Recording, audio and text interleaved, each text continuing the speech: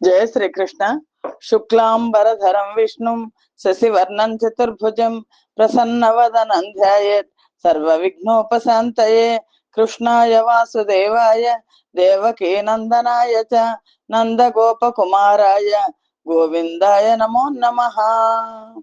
మహాకవి శ్రీ బొమ్మెర పోతనామాత్య ప్రణీత శ్రీ మహాభాగవతం చదువుతున్నాం. అష్టమ స్కంధంలో ఉన్నాం. నైమిసారణ్యంలో సౌనకాది మహర్షులకు సూత మహర్షి భాగవత గాథలను తెలియజేస్తున్నారు. పరీక్షన్ మహారాజుకు భాగవత గాథలను సుఖ మహర్షి తెలియజేస్తున్నారు. సుఖ మహర్షి భాగవత గాథలలో క్షీరసాగర మథనం జరిగిన విధానాన్ని, అలాగే మనువుల పరిపాలనా కాలాన్ని పరీక్షన్ మహారాజుకు తెలియజేశారు. అప్పుడు పరీక్షన్ మహారాజు వామన అవతారాన్ని గురించి అడిగారు. వామన చరిత్ర కథా ప్రారంభం ఈ సంచికలో జరుగుతోంది. పరీక్షన్ మహారాజు సుఖ మహర్షిని ఇలా అడుగుతున్నారు. బలినంబోరుహ నేత్రుడేమిటికినై పాదత్రయన్ వేడే నిశ్చలుడు పూర్ణుడు లబ్ధకాముడు రమా సంపన్నుడై తాబరస్థలికిన్ దీనుని మాట్కి నేలచినియన్ దప్పేమియున్ లేక నిష్కలుషున్ బంధన మేల చేసెను వినంగౌతూహలం బయ్యడిన్. పరీక్షన్ మహారాజు వామన అవతార రహస్యాలను చెప్పమని సుఖ మహర్షిని అర్థిస్తూ ఇలా అడిగారు. పరీక్షన్ మహారాజు ఇలా అడుగుతున్నారు. పూర్ణ పురుషుడైన శ్రీ మహావిష్ణువుకు ఎటువంటి కోరికలు ఉండవు కదా. ఆ కోరికలు లేనివాడు, కోరికలకు అతీతుడైన వాడు, అలాగే సిరుల తల్లిని కూడి ఉన్నవాడు, నిశ్చలుడు. అలాంటి వాడు దీనునిలాగా బలి చక్రవర్తిని 3 అడుగుల నేల కోసం ఎందుకు యాచించాల్సి వచ్చింది? అంతేకాదు, ఏ తప్పు చెయ్యని పుణ్యాత్ముడైన బలిని శ్రీ మహావిష్ణువు ఎందుకు బంధించాడు? నాకు తెలుసుకోవాలని ఎంతో కుతూహలంగా ఉంది అని అడిగితే సుఖ మహర్షి దానికి ఇలా చెప్పసాగారు. పురుహూతు చేనొచ్చిపోయి భార్గవులచే బలి ఎట్టకేలకు బ్రతికి వారి చిత్తంబురాగొల్చి శిష్యుడై వర్తింప వారు నాతని భక్తి వలన మెచ్చి విశ్వజిద్యాగంబు విధితోడ చేయింప భవ్య కాంచన పట్టబద్ధ రథము నర్కువాజుల బోలు హరుల గంఠీరవ ధ్వజము మహాదివ్య ధనువు పూర్ణ తూణయుగళంబు గవచంబు తొలుత హోమ పావకుండిచ్చెనంలాన పద్మమాల కలుషహరుడగు తన తాత కరుణ నొసగే సోమ సంకాస శంఖంబు శుక్రుడిచ్చే. బలి చక్రవర్తి దేవాసుర సంగ్రామంలో క్షీరసాగర మదనంలో దానవులకు అన్యాయం జరిగిందని బలి చక్రవర్తి నాయకత్వంలో దానవులు దేవతల మీద దండయాత్ర చేశారు. అయితే దేవతలు గెలిచారు. దేవాసుర యుద్ధంలో ఇంద్రుడి చేతిలో పరాజితుడయ్యాడు బలి చక్రవర్తి. అలా పరాజితుడైన బలి చక్రవర్తి గురువైన కృపాచార్యుని కృప వలన తేరుకున్నాడు. అలాగే రాక్షసులందరినీ తన దగ్గర ఉన్న మృత సంజీవని విద్యతో శుక్రాచార్యుడు బతికించాడు. గురువు మనస్సుని గుర్తించి సేవించిన బలి యందు శుక్రాచార్యుడికి చాలా ప్రేమ వచ్చింది. ప్రసన్నుడై ఆ బలి చక్రవర్తి యొక్క భక్తిని మెచ్చుకుని నేను నీ చేత ఒక పెద్ద యాగాన్ని చేయిస్తాను అని బలి చక్రవర్తి చేత విశ్వజిత్ యాగాన్ని శాస్త్రోక్తంగా చేయించాడు. ఆ యాగాన్ని చేయించాక ఆ హోమాగ్నిలోంచి సూర్యుని గుర్రాలను పోలిన గుర్రాలతో పూంచిన స్వర్ణమయ రథం వెలువడింది. ఆ రథంలో గొప్పదైన విల్లు, బాణాలతో కూడిన అమ్ముల పొదలు, అలాగే కవచము ఉన్నాయి. ఆ రథానికి సింహము గుర్తులు కల జెండా ఉంది. పుణ్యాత్ముడైన తాతగారు ప్రహ్లాదుడు, బలిచక్రవర్తికి తాతగారు ప్రహ్లాదుడు మనవడి మీద చాలా ఇష్టంతో బలిచక్రవర్తికి వాడిపోని తామర పూల మాలను బహుమానంగా ఇచ్చాడు. చంద్రకాంతితో సమానంగా మెరిసే శంఖాన్ని శుక్రాచార్యుడు ఇచ్చాడు. ఇలాగా ఇస్తే పాణియురధియు కృపాణియు దూణియు ధన్వియును స్రగ్వి తురగియు దేహత్రాణియు ధిక్కృత విమత ప్రాణియు మణికనక వలయ పాణియు నగుచున్. అప్పుడు బలిచక్రవర్తి ఈ విధంగా బాణాలు, రథము, ఖడ్గము, తూణీరము, విల్లు, పూలదండ, గుర్రాలు, కవచము, మణిఖచిత కనక కంకణాలు ఇవన్నీ పొందాడు. కాబట్టి శత్రువుల మీద పగ తెచ్చుకోవాలని బలి చక్రవర్తి నిశ్చయించుకున్నాడు. పలు దానంబుల విప్రులందనిపి తద్భద్రోద భద్రోక్తులం పొంది పెద్దలకున్ మ్రొక్కి విశిష్ట దేవతల నంతర్భక్తి పూజించి నిర్మలు ప్రహ్లాదుని చీరి నమ్రశిరుడై రాజద్రథారూఢుడై వెలిగెన్ దానవ భర్త శైల శిఖరోద్వేల్లద్దవాగ్ని ప్రభన్. అప్పుడు బలిచక్రవర్తి బ్రాహ్మణులకు అనేకమైన దానాలు చేసి వాళ్ళ ఆశీర్వచనాలను అందుకున్నాడు. అలాగే పెద్దలైన వాళ్ళందరికీ నమస్కరించాడు. ఏకాగ్రమైన భక్తితో ఇలవేల్పులందరినీ కూడా పూజించాడు. నిర్మలుడైన తాతగారు ప్రహ్లాదుడికి శిరస్సు వంచి నమస్కారం చేశాడు. ఆ తర్వాత ప్రకాశమానమైన రథాన్ని అధిరోహించాడు. ఆ బలిచక్రవర్తి ఎలా ఉన్నాడంటే కొండ శిఖరాగ్రంలందు వెలిగే దావాగ్నిలాగా ప్రకాశంతో వెలిగిపోతున్నాడు. దండిత మృత్యు కృతాంతులు, ఖండిత సురసిద్ధ సాధ్య గంధర్వాదుల్, పిండిత దిశులమరాహిత దండాధీశ్వరులు సములు దన్నుంగులువన్. ఆ బలిచక్రవర్తికి పరాక్రమంలో సమ ఉజ్జీలైన దండనాథులు ఆయన ముందు వినమ్రతతో నిలిచున్నారు. వాళ్ళంతా యమధర్మరాజుని మృత్యువుని ధిక్కరించి దండించగలరు. అంత సమర్థత ఉన్నవాళ్ళు. దేవతలను, సిద్ధులను, సాధ్యులను, గంధర్వులను గెలవగలిగిన వీరులు, దిక్కులనే వణికించగల సూర్యులు.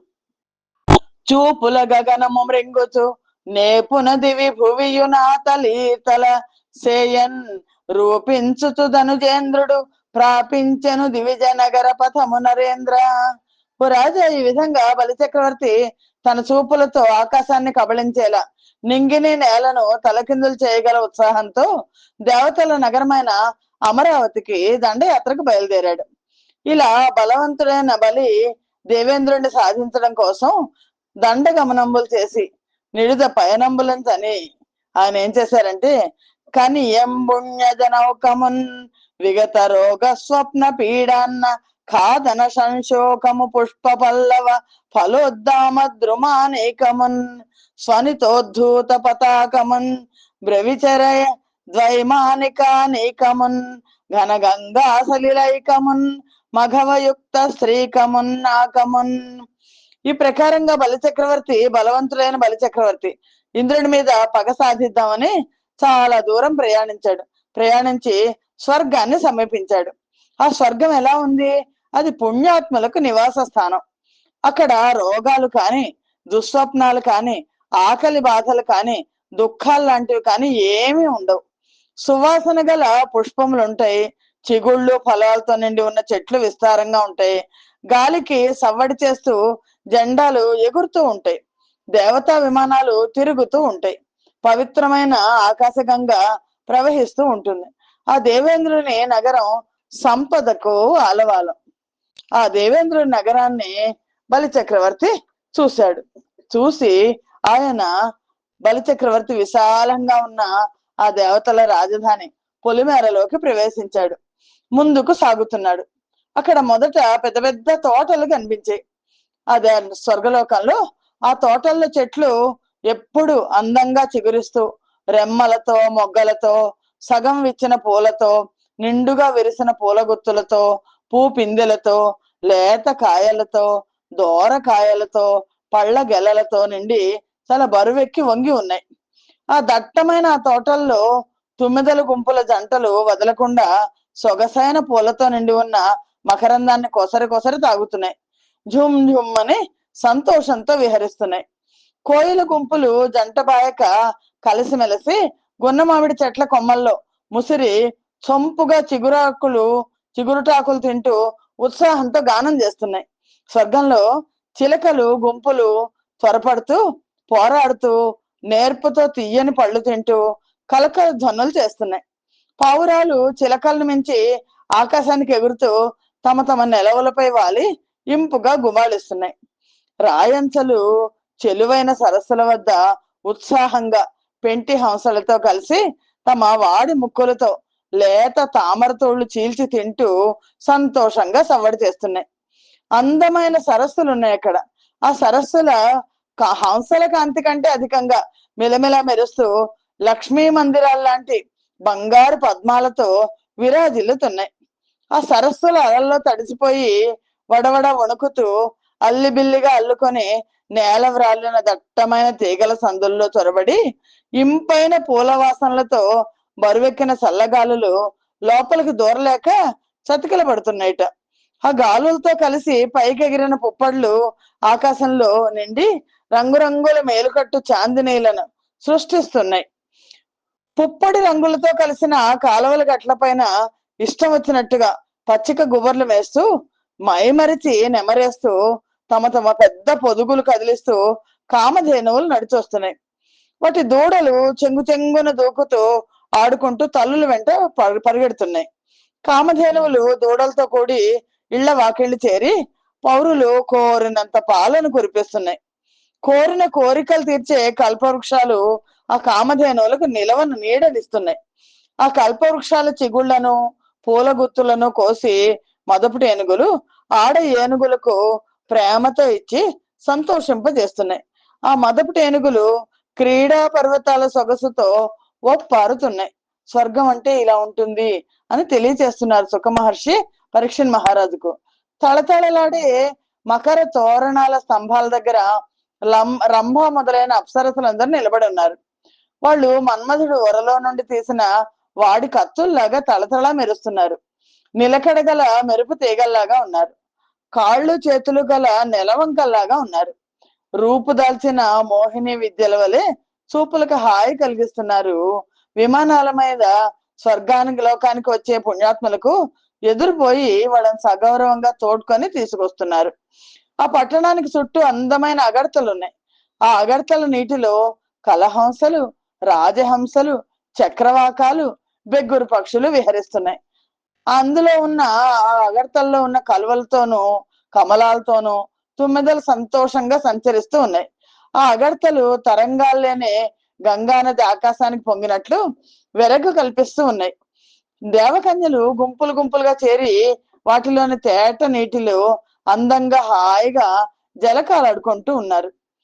ఆ దేవలోకం పట్టణం ముంగిట్లో భద్రమైన బంగారు తలుపులు గల పెద్ద గోపురాలు ఉన్నాయి. ఆ గోపుర ద్వారాల గడపలను అక్కడ దేవవేశ్యలు పూజిస్తూ ఉన్నారు. ఆ ద్వారాల పక్కన అరుగుల మీద రత్నాల కాంతులు వెదజల్లే ఇంద్రనీలాల స్తంభాలు ఉన్నాయి. ఆ 4 ద్వారాలకు పద్మరాగాల మాలలు వేలాడుతున్నాయి. ఆ ద్వారాల దగ్గర ఉన్న చావిళ్లలో పరాక్రమవంతులైన ద్వారపాలకులు ఆయుధాలు ధరించి మెళకువతో కాపలా కాస్తూ ఉన్నారు. వారు దేవదానవుల యుద్ధాల ముచ్చట్లు చెప్పుకుంటున్నారు. అక్కడ ఎత్తైన మెట్ల వరసలున్నాయి. ఆ వీరరస సముద్రపు చెలియలు కట్టల్లాంటి అచ్చమైన పాలరాళ్లతో నిర్మించబడి ఉన్నాయి. అక్కడ కోటలు అత్యంత శోభాయమానాలై వజ్రాలతోనూ వెండితోనూ నిర్మించబడి ఉన్నాయి. ఆ కోటల పైభాగాలు నిండు చంద్రుని కిరణాలు వెల్లివిరిసే తెల్లటి అద్దాల్లాగా ఉన్నాయి. వాటి కాంతులు చుక్కలను ధిక్కరిస్తున్నాయి. పెద్ద పెద్ద వెండి ప్రాకారాలు ప్రకాశవంతంలో ఉండగా ఆ ప్రాకారాల మీద మరకత మణులతో నిర్మించిన బురుజులు ఉన్నాయి. కోట్ల కొలది గంధర్వ సైనికులు యుద్ధ సన్నద్ధులై వాటన్నిటిని కాపాడుతూ ఉన్నారు. ఆ బురుజుల మీద ఎత్తైన వజ్రాల స్తంభాలు ఉన్నాయి. వాటి మీద శత్రువీరుల ప్రాణాలు తీసే శతఘ్నులు అమర్చబడి ఉన్నాయి. వాటికి 2 వైపులా ఆరిపోని దీపాల్లాగా సూర్య చంద్ర మండలాలు వెలుగుతూ ఉన్నాయి. ఆ పట్టణంలోని మేడలు ఆకాశాన్ని తాకుతూ ఉన్నాయి. స్వర్గలోకంలో అందులో సుందరీమణులు చంద్రబింబాన్ని నిగ్గుటద్దంగా భావించి తొంగి చూస్తూ వాళ్ళ నొదటి మీద ఉన్న ముంగుర్లను తెద్దుకుంటున్నారు. అలాగే తిలకాలను అలంకరించుకుంటున్నారు.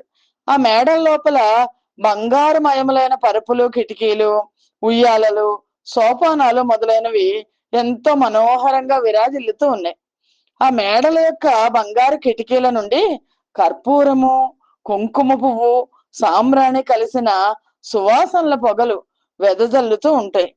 ఆ పొగలను మేఘాలను వెంపడిన నెమళ్ళు అనుకోకుండా తమకు పండుగ వచ్చిందని ఆనందంతో తమ రంగురంగుల పింఛాలు విప్పి చెట్ల కొమ్మల మీద నాట్యాలు చేస్తూ ఉన్నాయి. అప్పుడు నెమళ్ల పింఛాలను అల్లెతాళులాగా, వాటి కేకలను ధనుష్టంకారాలుగా భావించి వెంటనే సూర్యుడి పైకి ఉరికే రాహులాగా జెండాలు ఆకాశానికి ఎగురుతున్నాయి. జెండాలు గొడుగులు తమ యుద్ధ లక్షణాలుగా అవక్ర పరాక్రమంతో విజృంభించి పెద్ద పులుల్లాగా, ఏనుగుల్లాగా, సింహాల్లాగా, శరభ మృగాల్లాగా, తోక చుక్కాల్లాగా శత్రువులను లెక్క చేయకుండా కేకలు వేస్తూ గుమ్ములు గుమ్ములై వీర సైనిక సమూహాలు రాక్షసులతో ద్వంద్వ యుద్ధాలు చేయడం కోసం దుముకుతున్నాయి. చక్రాల ధ్వనులు ఉరుముల్లాగా ధ్వనింపగా వీరుల శరవర్షాలతో మేఘాల్లాగా ఉప్పుతున్న రథాలు అక్కడ విరాజిల్లుతున్నాయి. ఆ రథాలకు సూర్యుని గుర్రాలను, వాయువును, మనస్సును మీరిన వేగంతో పరిగెత్తగల గుర్రాలు పూంచబడి ఉన్నాయి. ఆ పట్టణంలో ఎత్తైన తెల్లని మదపుట ఏనుగులు ఉన్నాయి. వాటి చెక్కిళ్ల మీద మదజలం కారుతోంది. ఆ కణాల సమూహాలు సహస్రనయనుడైన దేవేంద్రుని ఔదార్య విశేషాలను లెక్కిస్తున్నట్లు ఉన్నాయి. ఇంద్రుణ్ణి సందర్శించడానికి గుమికూడిన సమస్త దిక్పాలకుల శుభకరములైన బంగారు కరకంకణాల నుండి రాలిన ధూళి కణాలతో ఆ పట్టణంలోని వీధులన్నీ నిండి ఉన్నాయి. ఆ మార్గాలకు పై భాగంలో లక్షల కొద్ది విమానాలు వస్తూ పోతూ ఉంటాయి. అవి రోహణ పర్వతం చర్యల్లాగా వెలుగులు వెల్దజిల్లుతూ ఉంటాయి. ఆ విమానాల్లో తమ ప్రియులతో విహరించే అందగత్తెలు భేరి, వీణ, పణవము, మధ్యల, బాక, శంఖము మొదలైన వాటిని ప్రయోగిస్తూ మోగిస్తూ వాటికి తగినట్లుగా పాటలు పాడుతూ నాట్యాలు చేస్తూ ఉన్నారు. ఆ నగరంలోని చతుష్పదాల్లోని గృహ పరంపరల ముంగిళ్లలో పెద్ద పెద్ద రత్నాల దీపాలు వెలుగుతున్నాయి. దేదీప్యమానాలైన సభా మండపాలలో చింతామణులు ప్రకాశిస్తూ ఉన్నాయి. ఆ స్వర్గ పట్టణం సముద్రం చేపలతో, నదుల సంగమంతో పేరు పొందినట్లుగా దేవతలతో, ఇంద్రుడితో, ఆకాశగంగతో పేరెన్నికగన్నది. ఆ స్వర్గ పట్టణం పవిత్రమైన అక్షరాలతో నిండిన వేదవాక్యంలాగా నిర్మలమై ఉన్న సువర్ణంతో భాసిస్తోంది. ఆ పట్టణం సర్పరాజులతో ప్రకాశించే శివుడి కంఠంలాగా ఉంది. ధనవంతులైన ప్రభువులతో ఒప్పారుతోంది. ఆ పట్టణం గురువులతోనూ, లఘువులతోనూ, యతులతో కూడి ఉన్న వృత్తంలాగా గురువైన బృహస్పతి యొక్క నీతి నియమాలను కూడుకునుంది. ఆ పట్టణం ఖరదూషణాది రాక్షసులు చేరుకోలేని శ్రీరామచంద్రుడి తేజస్సులాగా ఉంది. కఠినమైన దోషాలను కలిగి ఉన్న వాళ్ళకి పొందరానిది అయి శోభిల్లుతోంది. ఆ స్వర్గ పట్టణం స్వచ్ఛమైన హృదయంలో స్ఫురించే విద్వాంసుని చరిత్రలాగా నిర్మల మనస్సులతో ఉన్న పుణ్యాత్ములతో ప్రకాశిస్తోంది. ఆ పట్టణం అభిమానవంతుని ప్రవర్తన మంచి మార్గంలో కూడి ప్రకాశించినట్లుగా ఆకాశ మార్గంలోని చుక్కలతో కలిసి కూడి ఉంది. చక్కగా ఉంది. ఆ పట్టణం అందమైన అరటి చెట్లు, అశోక వృక్షాలను కలిగి ఉన్న ఉద్యానవనంలాగా రంభాదులతో కూడి ఉంది. ఆ పట్టణం సుగంధంతో కూడిన పుష్పాల్లాగా కామధేనువుతో, దేవతలతో నిండి ఉంది. ఆ పట్టణం మహోన్నతమైన భూమండల భారాన్ని ఓర్పుతో వహిస్తున్న ఆదిశేషుడి శిరస్సులాగా విశేషమైన క్షమాగుణంతో ఒప్పారుతోంది.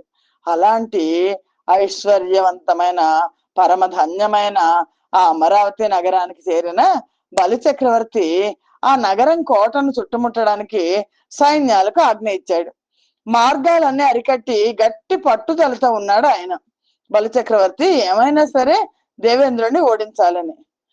మా ఎరు నగవుల కొనుగను మూయరు కాలంబు కథన ముదియరు కలులన్ డాయరు పుణ్యజనంబుల బాయరు సురరాజు వీటి ప్రమదాజనముల్.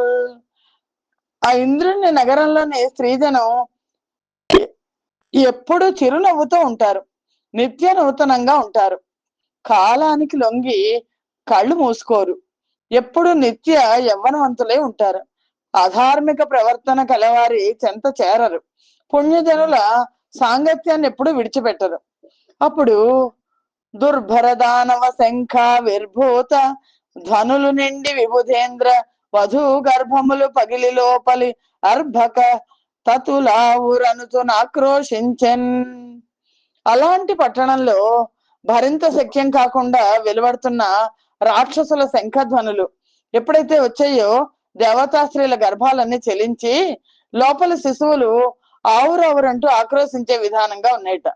అంతా బలి వచ్చి విడియుట బలభేది వీక్షించి గట్టిగా గోటకు కాపు పెట్టి దేవవీరులు తాను దేవతా మంత్రిని రప్పించి సురవైరి రాక చెప్పి ప్రళయానలుని భంగి భాసిల్లుచున్నాడు ఘోర రాక్షసులను కూడినాడు మన కోడిచని నేడు మరల వీడేతించే నేత పంబున వీనికింత వచ్చే నీ దురాత్మకునకు నెవ్వడు తోడయ్యే నింక వీని గెల్వనేది త్రోవ ఏమి సేయువారమెక్కడి మగటిమి నెదురు మొహరింప నెవ్వడు పూ.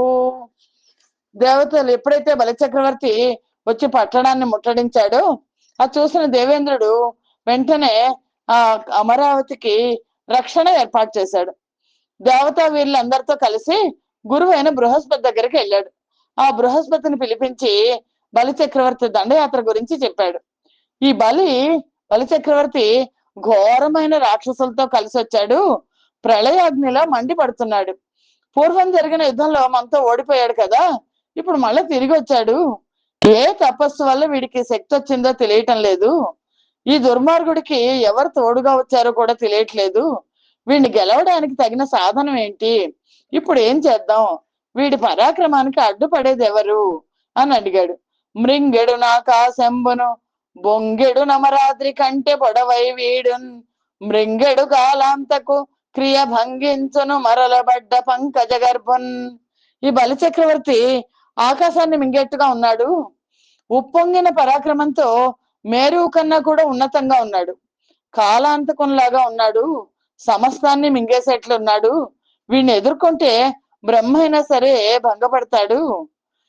ఈ రాదు రాజ్యమెల్లను బోరాదు రణంబు సేయబోయితిమేనెన్ రాదు తనుజు చేతను జారాదిట మీదనేమి జాడ మహాత్మా. దేవేంద్రుడు బృహస్పతిని అడిగాడు, మహాత్మా, ఇతనికి రాజ్యాన్ని అప్పచెప్పడం కుదరదు. అలాగని వీడితో యుద్ధం చేయడం కష్టం. యుద్ధం చేస్తే తిరిగి సుఖంగా గెలుస్తామనే నమ్మకం లేదు. అలాగని వదిలేయలేం. ఇప్పుడు దారేది అని భయపడిపోతూ పలుకుతున్నాడు దేవేంద్రుడు. అలా పలుకుతున్న ఇంద్రుడితో బృహస్పతి ఇలా అన్నాడు, వినవయ్య దేవేంద్ర, వీనికి సంపద బ్రహ్మవాదులు భృగు ప్రవరులర్ధి నిచ్చిరి రాక్షసు నిదురను నిలువంగ హరి ఈశ్వరుడు దక్కనన్య జనుల నీవును నీ సముల్ నీకంటే నదికులు చాలరు రాజ్యంబు సాలు నీకు విడిచిపోవుట నీతి విభుధ నివాసంబు విమతులు నలిగెడు వేళ సూచి మరలి మరునాడు వచ్చుట మామతంబు విప్రబలమున వేనికి వృద్ధి వచ్చే వారి గై కొనకిట మీద వాడి సెడును దలుగు మందాకరిపు పేరు తడవవలదు. ఆ దేవేంద్రుడికి బృహస్పతి ఇలా సమాధానం చెప్పారు, ఓ దేవేంద్ర విను, బ్రహ్మవాదులు ఆయన భృగువంశ బ్రాహ్మణులు ఈ బలికి అపారమైన సంపదను ఆశీస్సులను అందించారు. ఈ రాక్షసరాజుని ఎదుర్కొని యుద్ధం చేయాలంటే శ్రీహరికి ఈశ్వరుడికి తప్ప ఇతరులు ఎవరికి, అంటే నీకు కానీ నీకు సమానమైన వాళ్ళు ఇంకెవరికైనా కానీ ఇంకొంచెం అధికుల వల్ల కానీ సరిపోదు. ఈ సందర్భంలో నువ్వు రాజ్యం వదిలిపోయి వెళ్ళిపోవడమే సరైన కార్యం. శత్రువులకి ఇది అనుకూల కాలం, నీకు ఇది అననుకూల కాలం. అది గుర్తించి వాళ్ళు నీ జయించడం మేలన్న అభిప్రాయం. వాళ్ళకి ఎప్పుడైతే అననుకూలం అవుతుందో, వాళ్ళ పరిస్థితులు ఎప్పుడు బాగుండలేదో అప్పుడు దండయాత్ర చేయదు, కానీ ఇప్పటికి మాత్రం ఈ రాజ్యాన్ని వదిలిపెట్టి స్వర్గాన్ని వదిలిపెట్టి పారిపో అని బృహస్పతి చెప్పాడు. ఈ రాక్షసరాజు అభివృద్ధికి విప్రుల ఆశీర్వాద బలమే కారణం. అందుకని ఇతడు వారి ఎడ్ల కనుక నిరాదరణ చూపిస్తే ఆ పరాక్రమం సన్నగిల్లుతుంది. అప్పటి వరకు ఓర్పుతో వేచి ఉండు. ఈ లోపున ఇతని పేరు కూడా మాట్లాడద్దు, ఉచ్చరించకపోవడం శ్రేయస్కరం. పరు గెలువ వలయు నుండెను సరిపోరగ వలయు నుండి జావల నుండెన్ సరి గెలుపు మృతియు దొరకమే సరసంభుగమున్న తొలగి చెనవల నుండెన్. శత్రువుని ఎదిరించి గెలవాలి, లేదా వాడితో సమానంగా పోరాడాలి, లేదా యుద్ధంలో వీరమరణం పొందాలి. అంతేకాని విజయము లభించక వీరమరణము పొందక ఓడిపోయేటప్పుడు ముందుగానే తొలగిపోవడం మంచిది అని ఈ విధంగా సమయానుకూలంగా కార్యాన్ని నెరవేర్చడంలో నేర్పరైన బృహస్పతి చెప్పారు. ఆ బృహస్పతి దేవగురువు చెప్పిన మాటలు విన్న కామరూపులైన దేవతలు స్వర్గాన్ని విడిచిపెట్టి అనుకూల ప్రదేశాలకు వెళ్ళిపోయారు. దేవతలు వదిలిపెట్టిన దేవరాజధానిని అధిష్ఠించాడు బలి. 3 లోకాలను తన వశం చేసుకుని నిరాటంకంగా రాజ్యపాలన చేసాగాడు. శిక్షవత్సలుడైన శుక్రుడు ఇతర విప్రులతో కలిసి అశ్వమేధ యాగాలన్నీ చేయించాడు బలిచక్రవర్తితో. అర్ధుల్ వేడరు, దాతలుంజడరు, సర్వారంభముల్ పండు, ప్రత్యర్థుల్ లేరు, మహోత్సవంబులను దేవాగారముల్ వల్చు, బూర్ణార్థుల్ విప్రులు, వర్షముల్ గురియు, కాలార్హంబులై ధాత్రికిన్, సార్ధంబయ్య వసుంధరాత్వ మసురేంద్రాధీశు రాజ్యంబునన్. ఆ బలిచక్రవర్తి రాజ్యంలో దానాన్ని అడిగే వాళ్లే లేరు, అంటే పేదరికం లేదు, అంటే యాచకులు లేరు, దాతలకు ఏ లోటు లేదు, సకల ప్రయత్నాలు ఫలితాన్ని ఇచ్చేవి, మంచి పనిని వ్యతిరేకించే వాళ్ళు లేరు. దేవాలయాల్లో మహోత్సవాలు జరుగుతున్నాయి, బ్రాహ్మణులు కోరుకున్నవన్నీ సఫలమవుతున్నాయి, కాలానికి అనుగుణంగా వర్షాలు కురుస్తున్నాయి, పంటలు బాగా పండుతున్నాయి, ధనాన్ని ధరిస్తుంది కాబట్టి భూమికి వసుంధర అనే పేరు సార్థకమైంది. ఈ విధంగా బలి చక్రవర్తి యొక్క పరిపాలన చాలా సుభిక్షంగా కొనసాగుతోంది. అంత తన తనూజుల ప్రోలు ధనుజులు గొనుటయు, వేల్పులెల్లను డాగవెడలుటయును, భావించి సురమాత పరితాపమున బొంది పగననాథాకృతి వనరుచుండ, నాయమ్మ పెనిమిటి యగు కశ్యప బ్రహ్మ మరి ఒక నాడు సమాధి మాని, తన కుటుంబినియున్న ధామంబునకు నేగి నాతి చే విహితార్చనములు వడసి, వంది వ్రాలి కంది వాడిన ఇల్లాలి వదన వారి జంబు వడువు చూచి, చేరడ్దిగిచి మగువ చిగుపుకంబు పొడుచుచు, వారి జాక్షి ఏల వగచె ననుచు. అలాగా ఎప్పుడైతే బలిచక్రవర్తి పరిపాలన చాలా బాగుందో, ఈ దేవతలందరి తల్లి అమరుల మాతృమూర్తి అయిన అదితిదేవి తన పుత్రుల నగరమైన అమరావతిని రాక్షసులు జయించడం చూసి వాళ్ళు నగరాన్ని వదిలిపెట్టి ఎక్కడో దాక్కోవటం తెలుసుకొని మనస్సులో బాధపడుతోంది. ఒకరోజు అదితి దేవి భర్త అయిన కశ్యప ప్రజాపతి, కశ్యప బ్రహ్మ తపస్సు చాలించి ఇంటికి వచ్చారు. అప్పుడు భార్య చేత పూజించబడిన ఆ కశ్యప ప్రజాపతి ఆవిడ ముఖంలో బాధను గమనించాడు.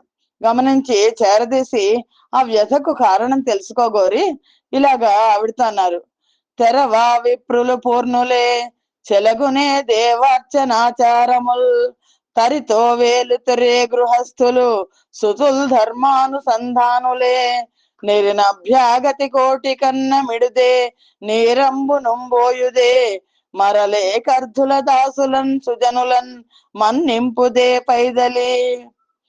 ఓ మగువా, ఏ లోటు లేక విప్రులు సంపూర్ణ మనోరథులే ఉన్నారు కదా, దేవాలయాల్లో అర్చనలు సక్రమంగా జరుగుతున్నాయి కదా, గృహస్థులు దేవకార్యాలను సక్రమంగా నెరవేరుస్తున్నారు కదా, నీ పుత్రులు అందరూ ధార్మిక మార్గంలో ఉన్నారు కదా, అతిథి అభ్యాగతులకు అర్ఘ్యపాద్యాదులు ఇచ్చి అన్నాదులతో నువ్వు ఆదరిస్తున్నావా, మరొకకుండా సజ్జనులను సేవకులను యాచకులను తగు రీతిలో సత్కరిస్తున్నావా, ఎందుకు దుఃఖిస్తున్నావు? అన్నమైన దక్రమైన దోయంబైన శాఖమైన తనకు జరుగు కొలది, నతిది జనుల కడ్డమాడక ఇడరేని లేమవారు కలిగి లేని వారు. ఓ మగువా, అన్నమైనా మజ్జిగైనా మంచినీళ్ళైనా కూరగాయలైనా ఏది వీలైతే అది, ఎంత సాధ్యమైతే అంతవరకు అతిథి జనులకు పెట్టని వాళ్ళు ధనవంతులైనా సరే వాళ్ళు దరిద్రులతో సమానం కదా. నెలత విష్ణునకును నిఖిల దేవాత్మన కాననంబు సిఖియు నవనిసురులు, వారు ధనియ ధనియు వనజాత లోచనుడతడు ధనియ జగములన్ని ధనియు. ఓ కళ్యాణి, అఖిల దేవతలకు ఆత్మస్వరూపుడైన వాడు మహావిష్ణువు. అగ్ని బ్రాహ్మణులు శ్రీ మహావిష్ణువుకు ముఖాలు. వాళ్ళు సంతోషిస్తే శ్రీ మహావిష్ణువు సంతోషిస్తారు, మహావిష్ణువు సంతోషిస్తే లోకాలన్నీ సంతోషిస్తాయి. బిడ్డలు వెరతురని కరగొడ్డంబులు సేయకల్ల కోడండ్రును, మారొడ్డారింపక నడతురే ఎడ్డము కాకున్నదే మృగేక్షణ ఇంటన్ అని భార్యతో అంటున్నాడు. ఇంట్లో ఏమి ఇబ్బంది ఏం లేదు కదా, నీ పిల్లలందరూ నీ మాట వింటున్నారా, వినయంగా ఉన్నారా? నువ్వు చెప్పిన దానికి ఎదురు చెప్పకుండా నీ కోడళ్ళందరూ నీ మాట వింటున్నారా అని అలా భర్త అడిగితే, ఆ భర్తతో అదితిదేవి ఇలా అంటోంది: ప్రేమ యొకింతలేకదితి బిడ్డలు బిడ్డల బిడ్డలున్ మహాభీమ బలాఢ్యులై తనదు బిడ్డలనందరదోలి సాహసాక్రామిత వైరులయ్యు నమరావతి నేలుతునున్నవారు నీకేమని విన్నవింతు హృదయేశ్వర మేలుదలంచి చూడవే. భర్తతో అంటోంది ఆవిడ, ఓ హృదయేశ్వర, ప్రేమానురాగాలు లేకుండా ద్వితీయ సంతానం, వాళ్ళ సంతానం వాళ్ళ సంతానం కూడా అసురులు మహాపరాక్రమంతో నా బిడ్డలైన దేవతలందరినీ తరిమేశారు. తరిమేసి సాహసంతో అమరావతిని మొత్తాన్ని ఆక్రమించుకొని పరిపాలిస్తున్నారు. మీకు తెలియదా? మీకు ఏమని నేను విన్నవించను, మేలు కలిగేట్టు చెయ్యండి నా పిల్లలకి అని అడిగింది. అక్క చెల్లెండ్రయ్యను దక్కదు నా తోడిపోరు దానుంది తీయున్ రక్కసుల సురల మొత్తగా నక్కటవల దనదు చూచు ననుచున్. దితి నేను అక్క చెల్లెళ్ళము, అయినా ఆవిడ నాతో పోరు మానకుండా కలహిస్తూనే ఉంటుంది. రాక్షసులు దేవతలను బాధ పెడుతున్నా మెచ్చుకుంటుందే కానీ ఇలా చెయ్యకూడదు అని ఎప్పుడు కూడా పలకదు ఆవిడ. ఎండ కన్నెరుగని ఇంద్రునే ఇల్లాలు పలు పంచలను జాలిబడి అనేడు త్రిభువన సామ్రాజ్య విభవంబు గోల్పోయి దేవేంద్రుడడవులా తిరిగెనేడు గలిమిగా రావు బిడ్డలు జయంతాదులు శబరార్భకుల వెంట దనిరినేడు నమరుల కాధార మగు నమరావతి యసురుల కాట పట్టయ్యనేడు బలి జగముల నెల్ల బలియుచునున్నాడు వాని గెలువరాదు వాసవునకు యాగ భాగమెల్ల నతడావరించుచు గడిగి సురులకొక్క కడియు నీడు. మీకు అర్థమవుతోందా నేను చెప్పేది? ఎండ కన్నెరుగని ఇంద్రుడి ఇల్లాలు శచీదేవి, ఆవిడ ఈరోజు కష్టాలకు గురైంది. పలు పంచల్లో తిరుగుతోంది ఆవిడ. 3 లోకాల వైభవాన్ని కోల్పోయి దేవేంద్రుడు నేడు అడవుల్లో సంచరిస్తున్నాడు. అపారమైన సిరి సంపదలు కలిగి కడు గారాభంగా పెరిగిన జయంతాదులందరూ నేడు అడవులలో శబర్లతో, ఆ అడవి జనంతో కలిసి తిరుగుతున్నారు. అమరులకు ఆటపట్టైన అమరావతి పట్టణం నేడు దానవుల పాలైంది. నేడు లోకాలన్నింటిలోనూ బలమైన వాడు ఎవరో తెలుసా? బలి చక్రవర్తి ఒక్కడే. ఇంద్రుడికి అతన్ని గెలవడం సాధ్యం కాదు. యజ్ఞాలలో హవిర్భాగాలు అన్నింటినీ అతనే తీసుకుంటున్నాడు. దేవతలకు ఏమాత్రం కూడా దక్కనివ్వడం లేదు. ప్రజలకు నెల్లను సముడవు ప్రజలను గడుపారగన్న బ్రహ్మవునయ్యన్ ప్రజలందు దుష్టమతులను నిజముగా శిక్షింపవలదని ఓ మహాత్మా. ఓ మహాత్మా, ప్రజలందరినీ సమభావంతో చూసేవాడివి కదా నువ్వు. ప్రజలందరికీ కన్న తండ్రివి. అలాంటి నీవు సంతానంలో దుష్టులైన వాళ్ళని శిక్షించాలి కదా. సురలన్ సభ్యులనార్తులన్ విరధులన్ శోకంబు వారించి నిర్జరధానన్ నిలుపంగ రాత్రి చెరులన్ శాసింప సత్కార్యమే వెరవేరీతి ఘటిల్లు నట్టి క్రమమున్ వేగంబ చింతింపవే కరుణాలోక సుధాచరిందనుపవే కళ్యాణ సంధాయక. ఓ మహాత్మా, ఓ కళ్యాణ సంధాయక, మంచి చేసేవాడివి నువ్వు. ఆర్తులైన దేవతల శోకాన్ని వాళ్ళని నివారించు. వాళ్ళని తిరిగి వాళ్ళ స్థానాల్లో నిలపాల్సింది. రాక్షసులను శాసించి సత్కార్యం ఎలా జరుగుతుందో, ఎలా నెరవేరుతుందో ఆలోచించండి. మీ అమృత దృష్టి చేత అమరులను సంతోషింపజేయండి. మీరు అలా చేస్తే కదా మనశ్శాంతి ఉంటుంది అని మనోవల్లభ పలుకులాకర్ణించి ముహూర్త మాత్రంబు చింతించి విజ్ఞాన దృష్టిని అవలంబించి భావికాల కార్యంబు విచారించి కశ్యప బ్రహ్మ ఇట్లనియే. ఇలా అదితిదేవి అడిగేసరికి, ఆ పలికేసరికి ఆవిడ మాటలు ఆలకించారు కశ్యప ప్రజాపతి. కొంతసేపు ఆలోచించి జ్ఞాన దృష్టితో జరగబోయే కార్యాలను తెలుసుకున్నారు.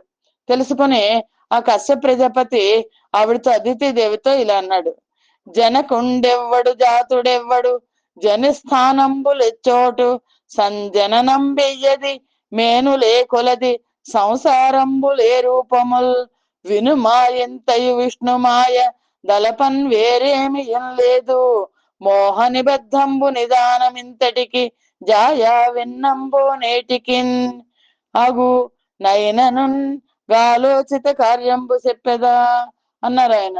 ఓ దేవి విను, కశ్యప ప్రజాపతి భార్యతో చెప్తున్నారు. అసలు తండ్రి ఎవరు, కొడుకు ఎవరు?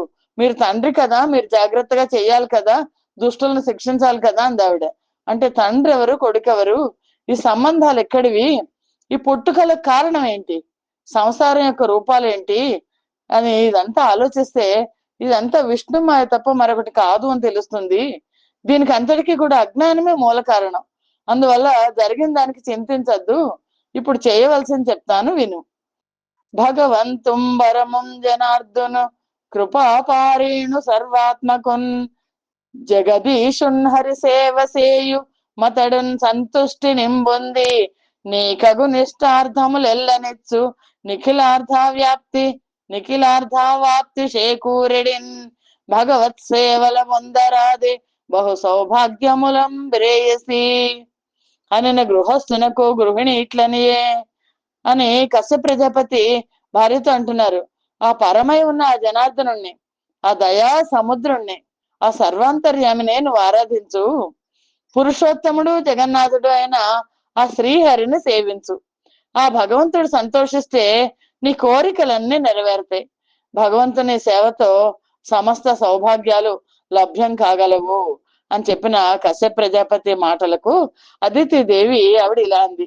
నారాయణ పరమేశ్వరు నేరీతి దళంతు మంత్రమెయ్యది విహితాచారంబులే ప్రకారము లారాధన కాలమెద్ది యానతీవే. ఆ పరమాత్ముడైన నారాయణుని ఏ విధంగా ధ్యానించాలి, అందుకు తగిన మంత్రం ఏమిటి, పాటించాల్సిన నియమాలేంటి, ఆ ఆరాధన పద్ధతిని నాకు వివరంగా చెప్పాల్సింది అలా అడిగితే భార్యకు కశ్యప ప్రజాపతి పయోభక్షణం అనే వ్రతాన్ని ఉపదేశించారట.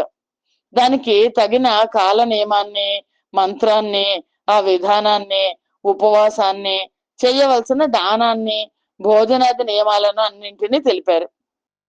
వెంటనే అదితిదేవి ఫాల్గుణ మాసంలో శుక్లపక్షంలో పాడ్యమి నాడు మొదలెట్టి 12 రోజుల పాటు ఆ శ్రీహరిని నియమానుసారంగా పూజించింది.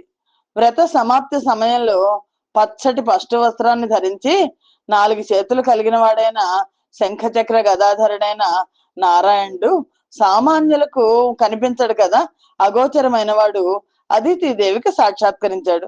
పయోభక్షణము అనే వ్రతాన్ని ఆయన ఉపదేశించారు. ఈవిడ 12 రోజులు చేసింది.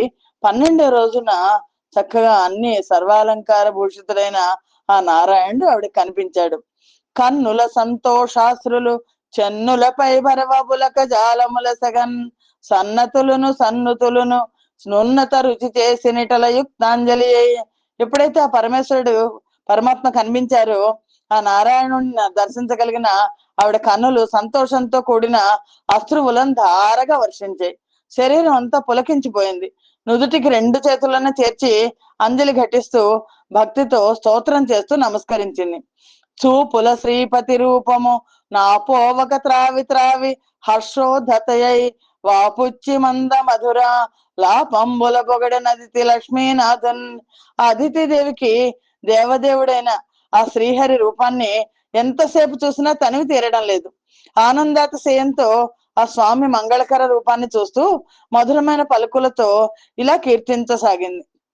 యజ్ఞేశ విశ్వంభరాచ్యుత శ్రవణ మంగళ నామధేయ లోక స్వరూప యాపన్న భక్త జనార్తి విఖండన దీన లోకాధార తీర్థపాద విశ్వోద్భవ స్థితి విలయ కారణభూత సంతతానంద శశ్వద్విలాస యాయువు దేహంబు ననుపమా లక్ష్మియు వసుధయో దివము త్రివర్గములును వైదిక జ్ఞాన యుక్తియు వైరి జయము నిన్ను గొలువని నరులకు నెరయగలదే వినుత మందార గుణహార వేదసార ప్రణత వత్సల పద్మాక్ష పరమ పురుష. ఆవిడ అదితిదేవి ఆ శ్రీ మహావిష్ణువుని స్తుతిస్తోంది. ఓ యజ్ఞేశ్వర, ఓ విశ్వంభర, ఓ అచ్యుత, మంగళకరమైన నామధేయాలు కలవాడా, లోకమే స్వరూపంగా కలవాడా, ఓ ఆపన్నులైన భక్తులను రక్షించేవాడా, దీనులకు ఆధారభూతుడైన వాడా, పాదముల నుండి పావన గంగను ఉద్భవింపజేసిన వాడా, ఈ ప్రపంచపు సృష్టి స్థితి లయాలను నిర్వర్తించేవాడా, ఆనంద స్వరూపుడా, లీలా విలాసాలను చూపేవాడా, కోరిన కోరికలను ఇచ్చే కల్పవృక్షం వంటివాడా, వేద స్వరూపుడా, ఓంకార స్వరూపుడా, పరమ పురుష, ఈ లోకంలో ఆయువు, యోగ్యమైన శరీరము, సంపద, భూమి, ఇహము, పరము, వేద విజ్ఞానము, ఇవన్నీ కూడా నిన్ను పూజించని వాళ్ళకి లభించవు కదా. అసురవరులు సురల నదిలించి బెదిరించి నా కమేలుచున్న నాట నుండి కన్న కడుపుగాన కంట గూరుకురాదు కడుపు బొక్కు మాన్పి కావవయ్యా. ఓ తండ్రి, రాక్షసులు నా పుత్రులైన దేవతలను అదిరించి బెదిరించి స్వర్గలోకాన్ని ఆక్రమించేసుకున్నారు. అప్పటి నుండి కన్న తల్లిని కదా నేను, నా కంటికి నిద్ర రావటం లేదు, నా పుత్రుల శోకాన్ని తీర్చి కాపాడవయ్యా అని ఆవిడ పిల్లల కోసం ఆవిడ ప్రార్థించింది. శ్రీ మహావిష్ణువు చిరునవ్వుతో ఇలా అన్నారు: నీ కోడండ్రును నీ కుమారవరులన్ నీ నాథుడున్ నీవు సంశ్లోకింపన్ సతులుం బతుల్ మిగుల సమ్మోదింప రాత్రించెరుల్ శోకింపన్ భవదీయ గర్భమున తేజోమూర్తి జన్మించెదన్ నాకున్ వేడుక పుట్టని సుతుడనై నర్తించి వర్తింపగాన్. అప్పుడు చిరునవ్వుతో ఆ పరమాత్మ శ్రీ మహావిష్ణువు ఇలా అన్నారు: అమ్మా, నీ కోడళ్ళు, నీ కొడుకులు, నీ భర్త, నువ్వు, మీరంతా సంతోషించే విధంగా, అలాగే రాక్షసులందరూ కూడా దుఃఖించే విధంగా నీ గర్భంలో నేను తేజోమూర్తిని జన్మిస్తాను. నీకు పుత్రుడినై పుట్టి నీ ఒడిలో ఆడుకోవాలని నాకు చాలా వేడుగ్గా ఉంది. బలిమిందైత్యుల జంపరాదు వినయోపాయంబునంగానే సంచలనం పొందకు నేను నీ నియతికిన్ సద్భక్తికిన్ మెచ్చితిన్ బలి విద్వేషియు నా నిలింపగణము బౌలోమియున్మెచ్చ దైత్యుల రాజ్యంబు హరింతు నింద్రునికి నెత్తున్ దుఃఖం ఇంకేటికిన్. ఓ తల్లి, విను, వినయంతో ఉపాయంతో దైత్యుల్ని లొంగ తీసుకోవాలి బలిచక్రవర్తిని, అంతేకాని వాళ్ళని సంహరించే వీల్లేదు. ఇప్పుడు నువ్వు బాధపడద్దు, నీ నియమనిష్టలకు నీ భక్తికి నేను మెచ్చుకున్నాను. ఇంద్రుడు, దేవతా సమూహము, శచీదేవి, వీళ్ళందరూ కూడా సంతోషించేలాగా దైత్యుల నుండి స్వర్గాన్ని తీసుకుని ఇంద్రుడికి నేను ఇస్తాను. ఇంకా నువ్వు దుఃఖించాల్సిన అవసరం లేదు. నీ రమణుని సేవింపము నా రూపము మానసించి నలిని గర్భ గారంబు వచ్చి చొచ్చెద గారామున వెంపవమ్మ కరుణన్ నన్ను. నా రూపాన్ని తలుచుకుంటూ నీ భర్తను సేవించుకో, నువ్వు, నేను నీ గర్భంలో ప్రవేశిస్తాను, నన్ను కరుణతోనూ ప్రేమతోనూ పెంచు తల్లి అని పరమాత్మ అదితి దేవితో అన్నారు. ఏలెంతు దివము సురలను బాలెంతు మహేంద్ర యువతి భాగ్యశ్రీలం దూలెంతు దానవుల నిర్మూలింతు రిపు ప్రియాంగముల భూషణములన్. దేవతలు స్వర్గాన్ని పాలించేట్టు చేస్తాను. మహేంద్రుని భార్య అయిన శచీదేవి సౌభాగ్యాన్ని కాపాడుతాను, అంటే దేవేంద్రుడిని కాపాడుతాను. రాక్షసులకు స్వర్గాధిపత్యం లేకుండా చేస్తాను. అలాగే వాళ్ళ భార్యల భూషణాలను తొలగిస్తాను, అంటే వాళ్ళ సౌభాగ్యాన్ని, రాక్షసుల యొక్క భార్యల సౌభాగ్యాన్ని హరిస్తాను అని చెప్తున్నారు పరమాత్మ. అని ఇట్లు భక్తజన పరతంత్రుండగు పురాణ పురుషుండాన తెచ్చి తిరోహతుండయ్యే నయ్యదితియు కృతకృత్యై సంతోషంబున తన మనోవల్లభుండగు కశ్యపునాశ్రయించి సేవించుతుండే అంత ఒక్క దినంబున ఘన సమాధి నుండి కశ్యపుడచ్యుతు నవంశమాత్మనులయ నదితి యందు తనదు వీర్యమధిక తరము చేర్చెను గాలి సిఖిని దారు వందు చేర్చినట్లు అని. ఈ విధంగా భక్తజన విధేయుడు పురాణ పురుషుడైన హరి అదితిదేవితో చెప్పి అదృశ్యం అయిపోయారు. అదితిదేవి ఎంతో సంతోషంగా తన భర్త అయిన కశ్యపుడిని ఆశ్రయించి సేవించసాగింది. అంత ఒక రోజు తపస్సమాధిలో ఉన్న కశ్యపుడిలో అచ్యుతుని యొక్క అంశ ప్రవేశించింది. దాన్ని అదితి గర్భంలో ఆయన గాలి అగ్నిని దారువులో ప్రవేశపెట్టినట్టుగా అదితిదేవి గర్భంలో చేశారు. ఇట్లు కశ్యప చిరతర తపస్సంభృత వీర ప్రతిష్ఠిత గర్భయై సురల తల్లి ఉల్లంబున నుల్లసిల్లుచునుండే.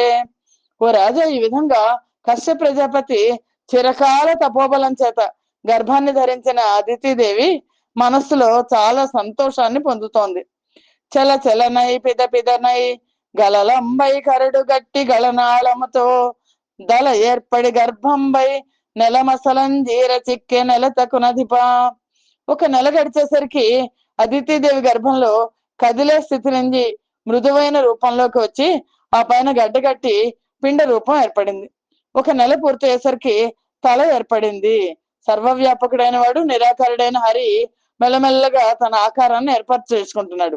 నెలతకు జూలై నెల 2 నెలలై మరి 3 4 నెలలై వరుస నెలలంతకంతకెక్కగా నెలలను డ్రగ్గరి నసుర నిర్మూలతకున్. అదితి చూలాలై నెల 2 నెలలు 3 నెలలు 4 నెలలు గడుస్తూ నెలలు పెరుగుతున్న కొద్దీ రాక్షసులను నిర్మూలించడానికి నెలలు దగ్గర పడుతున్నాయి. మహిత తర మేఘమాల పిహిత ఆయుత చండభాను బింబ ప్రభతో విహితాంగంబుల కశ్యపు గృహిణి గర్భమున శిశువు గ్రీడించే నృప.